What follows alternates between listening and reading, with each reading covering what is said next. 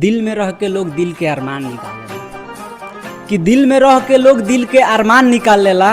प्यार से लोग प्यार के फरमान निकाल लेला, कि दिल में रह के लोग दिल के अरमान निकाल लेला। प्यार से लोग प्यार के फरमान निकाल लेला। ये दुनिया में अब केकरा पर भरोसा होई ए बाबू, कि यह दुनिया में अब केकरा पर भरोसा होई ए बाबू। कहें कि लोग गले लगा के जान निकाल लेला।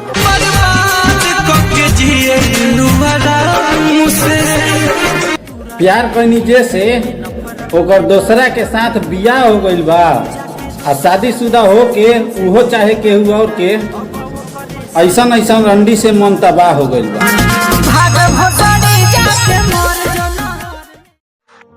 कि अगला पहला वीडियो में जो वायरल हुआ था प्यार टिकत नहीं खे, तो उसी को थोड़ा कंप्रोमाइज किया है फिर से।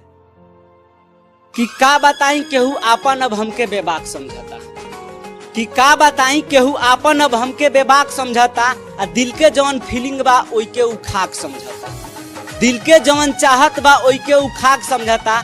और आजकल के प्यार कैसे टिकी, और आजकल के प्यार कैसे टिकी जब लोग मोहब्बत के मजाक समझता। बिछड़ के को पल से केहू आवे आ केहू जो खावे ओकर दुकान चले सब्जी मंडी खानी आ दिन भर घूमी घूमी नंबर बाटे आ रात भर बतिया रंडी खानी। जिया जिया हो।